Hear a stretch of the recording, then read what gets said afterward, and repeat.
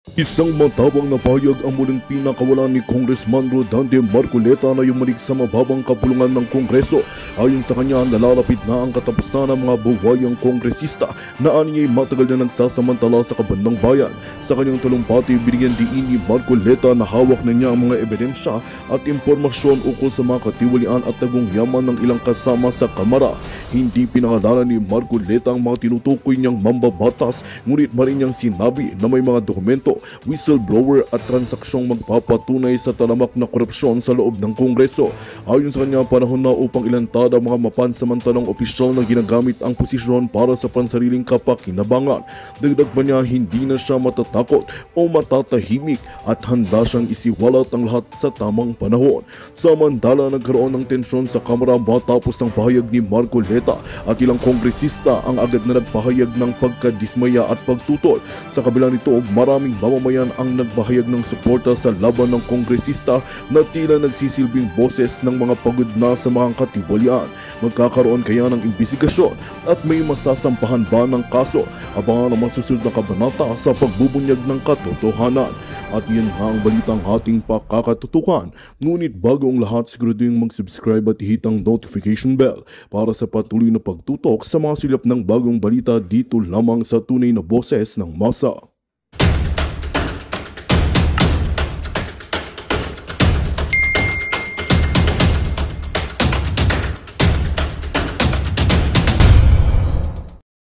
Itong balikan natin yung hinihingi ng paliwanag ng Supreme Court, kataas-taasang hukuman sa Kamara de Representante, Nelson. Ito'y tinalakay natin noong nakaraang Biyernes. Diba? Sa halos lahat ng mga social media ay nag-viral po ito at pinick up na napakaraming mga influencers, Nelson. Kasi bagong-bago, umuusok pa, kalalabas lang ng Supreme Court. Isang minuto pa lang ata nung binabanggit natin. Hindi pa natutuyo ang tinta. Oo. Hindi paliwanag ang hinihingi ng Korte Suprema. Pero dyan pala siya na, Humihingi siya ng impormasyon. Sapagkat merong dalawang nakabinbin na petition sa kanila at sabi, para tulungan nyo kami, ma-resolve ito, ibigay niyo sa amin ang mga sumusunod. Opo. 10 items yun. Di ba? Mga detalye. Diniscuss natin ito, pero dahil sa marami po yung nagtatanong, ni-require po ng Korte Suprema ang House of Representatives at saka yung Senado na ibigay ang 10 impormasyon na kanilang inihingi. Opo. Isa-isahin natin, Sen. Hindi, wala na tayong panahon eh. Pero ang masasabi ko lang, yung mga salient points na lang na gusto niya palutangin, Sen. ang masasabi ko lang, dito pa lamang sa kauna-unahang hinihingi ng Korte Suprema, magkakaalaman na ito eh. Yung una kasi, yung letter A, the status of the first 3 complaints filed by the private citizens. Okay. Bakit importante ito para sa akin? Kahit ito na lang. Dito na tayo magtapos. Alalahanin po ninyo na 3 impeachment complaints po ang naunang i-file ng magkakaibang grupo bago isulong ng House of Representatives yung pang-4. Yes po. So yung unang 3, December 2, nung i-file, yung pangalawa, December 4, at sinundan ng December 19, Opo. 2024. Yes. Pagkatapos, February 5, isinulong yung pinirmahan ng halos 215 members of the House of Representatives. Tinatanong ngayon dito sa Korte Suprema, sabi niya, under oath, Okay. Opo. ano ang estado ng unang 3? Mahihirapan silang, Oo nga. mahihirapan sila rito. Ano, kung estado, Sen, ano bang dapat na sabihin? Estado ng isang impeachment complaint, kung active or non-active or ano po? Hindi, bahala File. sila. Estado ang pinag-uusapan. Basta kailangan sumagot sila under oath. Ayun nga, parang ang hirap nga akong sabihin. Sapagkat tinulugan nila ito eh. Hindi naman lang pwede sabihin, under oath.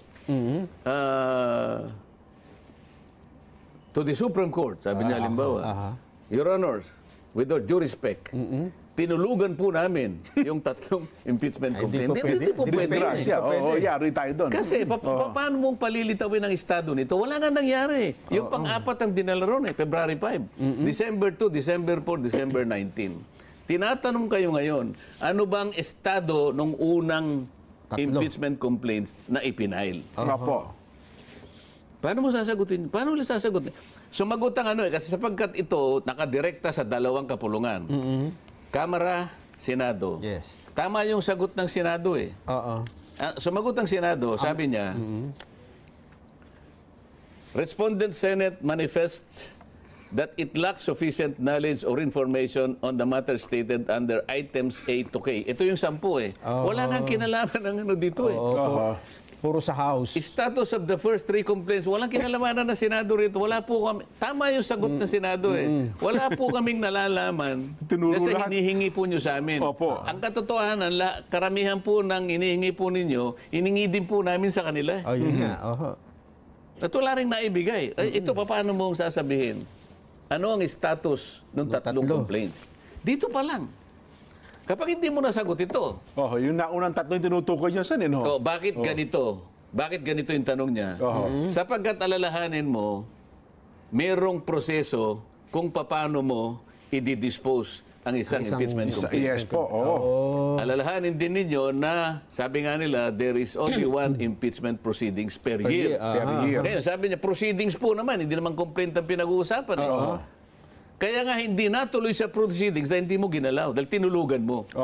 Kasi kung sa December 2, ginalaw mo na yon, natuloy ang proceedings, yun na yon. Ibig sabihin, hindi ka kukuha ng iba pa. So walang kinalaman. Kasi February 5, so teka muna, isa lang na proceedings. Hinold mo yung proceedings, tinulugan mo, pinlano mo na patulugin para sa ganun yung fourth, sa inaakala mo, napapayagan. Yun ang Ayun. Kaya pinalo mo ng February 5. Dito magkakaala. Dito pa lang sa letter A, Ang hirap na magkakaala. sagutin, ano? May 10 lahat yan. Kapag pinilit nila ito, nandun na ako sa Senate by, di ba, yung unang bakbakan dito. Ako ang magpapatunay kung ano yung status nito. Anong tatlo? Hindi ko muna sasabihin yun, secret. Naku. Di ba? Gusto mo? Naku. Ayaw nyo sabihin kung ano estado, ako magsasabi kung ano estado. Di ba? Yun na lang muna. Pero sa Senado niyo na po sasabihin. Totoo naman eh. Hawak mo naman ng record. Alalahanin nyo, congressman ako dati. Nga po, no? Oo nga. Hawak ko lahat, meron din akong kopya niyan. At ang mabigat dyan, pag kada sagot nila, under oath, may panunumpa sila eh. Under oath ito. Ano yan, kapag ka hindi niyo po. Pagka sinagot mo ng ganito at mali, under oath ka. Nako. Makukontempt ka. Contempt yan, may kulong yan. Senator Judge ako, di ba? Kung matutuloy. Kung matutuloy. Opo. Hindi, pero teka lang, Sen. Eh, di Merong... ba kanina, Opo. mapakit ako rito, yung isang mga rami reporter dito, Opo. yung puro impeachment. Sabi ko, teka muna, anong impeachment ang pinag-uusapan natin? Naku. Alam niyo, Sen, in fairness, marami na po ngayon ang nagma-mind conditioning sa Kamara, sa Senado, na para bagang may timetable na nasa, di ba? August 4. May August 4. Hindi yan matutuloy ng July 28, 29. Marami kami hearing eh. August 4. Malamang August 4 yan. Magkakaalaman kami at sisimula na ng Senado ang impeachment proceedings. Proceedings na po ang binabanggit. Anong araw? August 4 daw po. Ang ina-expect nila na masisimulan ang impeachment proceedings. Eh sabi ng mga Amerikano, what the hell are you talking about? Ayun lang. Sabi nga nung AI, it's a strong word. Preposterous. Preposterous. Di ba? It's a May strong word. Amerikano nagsabi, what the hell are you talking about? Doon tayo magsimula, yung salitang yun. Ayun, Hindi mo po pwede naman basta na lang gumawa ka ng August 4. Teka muna. Paano napunta ron? Kasi yun na po, Sen, ang halos, sa social media, sa balita, na para bagang ang binibigyan ng daan ay matutuloy talaga. At lalo pa may survey ngayon. May lumabas na survey na marami daw pong Pilipino ang nagsasabing gusto nilang marinig ang paliwanag ni BP Inday Sara sa impeachment complaint. Sabi ng survey. Yes po. Meron mo palang naniniwala sa survey, Jen? Ako number 32 ako sa survey. Ha? Hindi ba pinag-usapan na natin, kayo pong mga survey companies, you will do well in doing surveys on Philippine products. Yung ginawa ko ng example ito. Ito talagang magagawa nila ito. And I think they have competence to do it. Tama Magsimula tayo sa bagong isda.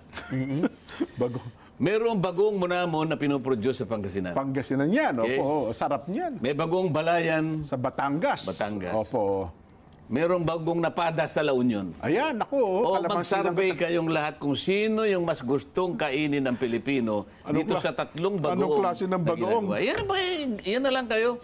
Pero para pakialaman pa ninyo kung ano yung naisip ng tao, political matters, wala na pong naniniwala sa inyo. Oho. Number 32 po ako. Ipinamukha po ninyo sa mga botante natin na hindi ako lalagpas sa 22. Oho. Ito yung bracket ko eh. From 32 hanggang 22 lang ako. Opo. Hindi po ba ganun ang ginawa nyo? Mawalang galang na po sa inyo. Kayo po mga dakilang gumagawa ng survey, wala na pong naniniwala sa inyo. At kapag ka po ipinilit ninyo, baka magkita tayo sa Blue Ribbon Committee. Huwag po ninyong ipipilit ang isang bagay na hindi na pinaniniwalaan ng tao. Yun lang ang masasabi ko sa inyo. Naku, mabigat nga yan, Sen. Ano? Pero teka lang, Sen. Tsaka Exhibit A. Papo, kayo ang unang ebidensya. Buhay na saksi. Hindi, kasi merong isang senador. Sen? Pinaiinit mo na naman ako. Hindi. Ito factual. Ito lalamig na ulo nito. lalamig nyo rito. Initin mo na Opo. ito yung gawain itong dalawang ito eh. Ito, Sen. Patapos na tayo. Ito, lalamig ulo nito. Lalamig nyo rito. Ito na. Sige, Meron po Lalamig. Lalamig. Meron Lalamig. kasi, Lalamig. yes, Sige. po. Palamigin mo na. Meron kasing isang bagong kongresistang bagong halal. Ayan. Dating senadora, dating DOJ secretary. Aha. Ang sabi niya, sobra naman yung kataas-taas ang hukuman na yan. Overreach. Overreach saan niya? Grabe makapag-utos. With all due respect. Bakit pinakialaman? Bakit pa niya pinakikialaman yung mga bagay na yan? Oo. Yan ang Abogado impeachment. po ito, ha? Oo. Dating DOJ secretary. Dapat yan sa Senado lang. At ngayon, naging, parang akala niya yata sapagkat siya naging kongresista ngayon, pwede na niyang questionin ang kataas-taasang hukuman, Sen. Lumambig ba ulo nyo, Sen? Oh. Lumamig ang ulo mo. Kasi natuwa ako. Yun po ang di ba? Pero Akala nyo mauuto nyo. ang akin po, ang punto ko dito, Sen, para sa isang senadora, dating DOJ secretary, dapat pa niyang sabi Abogado. ko nga, hindi ako pangkaraniwang mamamayan lang, hindi ako maglalakas loob para sabihin ko yan Patawarin nyo na siya. Patawarin nyo na. Alam nyo, ang pagpapatawad, alam nyo naman, nasa Biblia yan. Aha. Mas lalo kayong magiging dakila kapag kayo nagpatawad. Lalong-lalo na sa mga nadidimla ng isip. Di ba? Magpatawaran tayo. Siya yung nagkaroon ng overreach. Balikan natin po kasi yung ngipin sa ngipin. Hinihingi ng paliwanag ng Supreme Court, kataas-taasang hukuman, sa Kamara de Representante, Nelson. Ito'y tinalakay natin noong nakaraang Biyernes. Diba? Sa halos lahat ng mga social media ay nag-viral po ito at pinick up na napakaraming mga influencers, Nelson. Kasi bagong-bago, umuusok pa, kalalabas lang ng Supreme Court. Isang minuto pa lang ata nung binabanggit natin, Hindi pa natutuyo ang tinta. Oo. Hindi paliwanag ang hinihingi ng Korte Suprema. Pero dyan pala siya, Humihingi siya ng impormasyon. Sapagkat merong dalawang nakabinbin na petition sa kanila at sabi, para tulungan nyo kami, ma-resolve ito, ibigay niyo sa amin ang mga sumusunod. 10 items yun. Di ba? Mga detalye. Diniscuss natin ito, pero dahil sa marami po yung nagtatanong, ni-require po ng Korte Suprema ang House of Representatives at saka yung Senado na ibigay ang 10 impormasyon na kanilang inihingi. Opo. Isa-isahin natin, Sen. Hindi, wala na tayong panahon eh. Pero ang masasabi ko lang, yung mga salient points na lang na gusto niya palutangin, Sen. ang masasabi ko lang, dito pa lamang sa kauna-unahang hinihingi ng Korte Suprema, magkakaalaman na ito eh. Yung una kasi, yung letter A, the status of the first 3 complaints filed by the private citizens. Okay. Bakit importante ito para sa akin? Kahit ito na lang. Dito na tayo magtapos. Alalahanin po ninyo na 3 impeachment complaints po ang naunang i-file ng magkakaibang grupo bago isulong ng House of Representatives yung pang-4. Yes po. So yung unang 3, December 2, nung i-file, yung pangalawa, December 4, at sinundan ng December 19, 2024. Yes. Pagkatapos, February 5, isinulong yung pinirmahan ng halos 215 members of the House of Representatives. Tinatanong ngayon dito sa Korte Suprema, sabi niya, under oath, ha? Okay. Opo. Ano ang estado ng unang tatlo? Mahihirapan silang, Oo nga. mahihirapan sila rito. Ano, kung estado, Sen, ano bang dapat na sabihin? Estado ng isang impeachment complaint, kung active or non-active or ano po? Hindi, bahala Fine. sila. Estado ang pinag-uusapan. Basta kailangan sumagot sila under oath. Ayun nga, parang ang hirap nga akong sabihin. Sapagkat tinulugan nila ito eh. Hindi naman lang pwede sabihin, under oath. To the Supreme Court, sabi niya halimbawa, Your Honors, with all due respect, tinulugan po namin yung tatlong impeachment complaint. Hindi po pwede. Disgrasya. Oo, yari tayo doon. Kasi paano mong palilitawin ang estado nito? Wala nga nangyari. Yung pang-apat ang dinala ron February 5. December 2, December 4, December 19. Tinatanong kayo ngayon, ano bang estado nung unang impeachment complaints na ipinail? Opo. Paano mo sasagutin? Paano nila sasagutin? Sumagot ang kasi sapagkat ito nakadirekta sa dalawang kapulungan. Kamara, Senado. Yes. Tama yung sagot ng Senado eh. Oo. Sumagot ang Senado, sabi niya, Respondent Senate manifest that it lacks sufficient knowledge or information on the matter stated under items A to K. Ito yung 10 eh. Wala nang kinalaman ng dito eh. Puro sa House. Status of the first 3 complaints, walang kinalamanan ng Senado rito. Wala po kami, tama yung sagot ng Senado eh. Wala po kaming nalalaman Tinuro kasi lahat. hinihingi po nyo sa amin. Opo. Ang katotohanan, karamihan po ng hinihingi po ninyo, hiningi din po namin sa kanila. Ayun nga. Oho. At wala rin naibigay. Ito, paano mo sasabihin? Ano ang status ng tatlong complaints? Dito pa lang. Kapag hindi mo nasagot ito, Yung naunang tatlo yung tinutukoy niya saan, no? bakit ganito? Bakit ganito yung tanong niya? Sapagkat alalahanin mo, merong proseso kung paano mo i-dispose ang isang impeachment complaint. Yes po, oo. Alalahanin din ninyo na, sabi nga nila, there is only one impeachment proceedings per year. Per year. Ngayon, sabi niya, proceedings po naman, hindi naman complaint ang pinag-uusapan. Kaya nga hindi natuloy sa proceedings dahil hindi mo ginalaw, dahil tinulugan mo. Kasi kung sa December 2, ginalaw mo na yon, natuloy ang proceedings, yun na yon. Ibig sabihin, hindi ka kukuha ng iba pa. So walang kinalaman, kasi February 5, so teka muna, isa lang na proceedings, Opo. hinold mo yung proceedings, tinulugan mo, pinlano mo na patulugin, para sa ganun yung fourth, sa inaakala mo, napapayagan, Yun ang Ayun. kaya pinalo mo ng February 5. Dito magkakaala. Dito pa lang sa letter A, ang hirap na magkakaala. sagutin, ano? May 10 lahat yan. Kapag pinilit nila ito, Opo. nandun na ako sa Senate by, di ba, yung unang bakbakan dito. Ako ang magpapatunay kung ano yung status nito. Anong tatlo? Hindi ko muna sasabihin yun, secret. Naku. Di ba? Gusto mo? Naku. Ayaw nyo sabihin kung ano estado, ako magsasabi kung ano estado. Di ba? Yun na lang muna. Pero sa Senado niyo na po sasabihin. Totoo naman eh. Hawak mo naman ng record. Alalahanin nyo, congressman ako dati. Oo nga po, no? Hawak ko lahat, meron din akong kopya niyan. At ang mabigat dyan, pag kada sagot nila, under oath, may panunumpa sila eh. Under oath ito. Ano yan, kapag ka hindi niyo po. Pagka sinagot mo ng ganito at mali, under oath ka. Nako. Makukontempt ka. Contempt yan, may kulong yan. Senator Judge ako, di ba? Kung matutuloy. Kung matutuloy. Opo. Hindi, pero teka lang, Sen.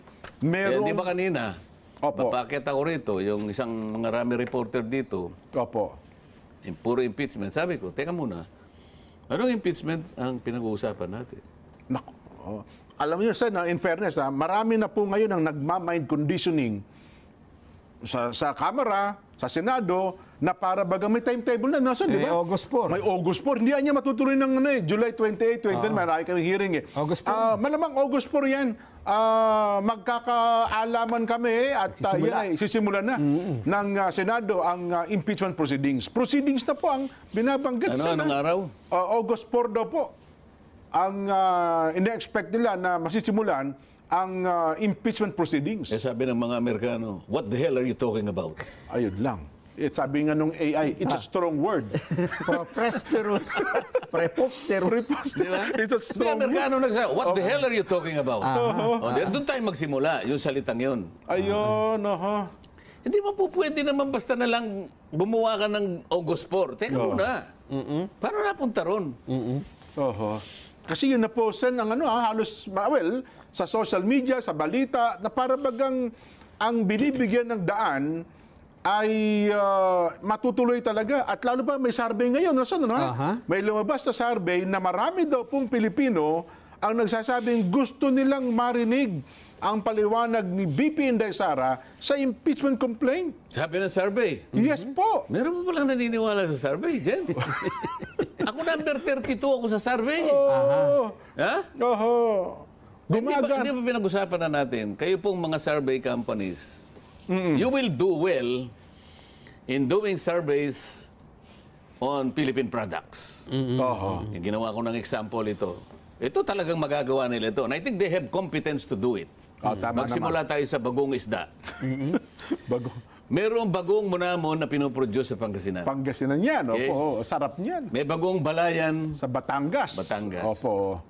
Merong bagong napada sa La Union. Ayan, ako. O mag-survey kayong lahat kung sino yung mas gustong kainin ng Pilipino dito sa tatlong bagoong. Anong klase ng bagoong? Yan na lang kayo. Pero para pakialaman pa ninyo kung ano yung naisip ng tao, political matters, wala na pong naniniwala sa inyo. Number 32 po ako. Ipinamukha po ninyo sa mga botante natin na hindi ako lalagpas sa 22. Ito yung bracket ko eh. From 32 hanggang 22 lang ako. Hindi po ba ganun ang ginawa nyo? Mawalang galang na po sa inyo. Kayo po mga dakilang gumagawa ng survey, wala na pong naniniwala sa inyo. At kapag ka po ipinilit ninyo, baka magkita tayo sa Blue Ribbon Committee. Huwag po ninyong ipipilit ang isang bagay na hindi na pinaniniwalaan ng tao. Yun lang ang masasabi ko sa inyo. Naku, mabigat nga yan, Sen. Pero teka lang, Sen. Exhibit A. Opo, kayo ang unang ebidensya. Buhay na saksi. Hindi, kasi merong isang senador. Sen? Pinaiinit mo na naman ako. Hindi. Ito factual. Ito lalamig na ulo nito. Lalamig nyo nito. Ito yung gawain itong dalawang ito eh. Ito, Sen. Patapos na tayo. Ito, lalamig ulo nito. Ito na. Meron po Lalamig. Lalamig. Palamigin mo na. Meron kasing isang bagong kongresistang bagong halal. Ayan. Dating senadora, dating DOJ secretary. Ang sabi niya, sobra naman yung kataas-taas ang hukuman na yan. Overreach saan niya? Grabe makapag-utos. With all due respect. Bakit pinakialaman? Bakit pa niya pinakikialaman yung mga bagay na yan? Yan ang Abogado impeachment. po ito Dating DOJ secretary. Dapat yan sa Senado lang. At ngayon naging parang akala niya yata sapagkat siya naging kongresista ngayon, pwede na niyang questionin ang kataas-taasang hukuman, Sen. Lumambig ba ulo niyo, Sen? Lumamig ang ulo mo. Kasi natuwa ako. Yun po ang di ba? Pero Akala nyo mauuto nyo.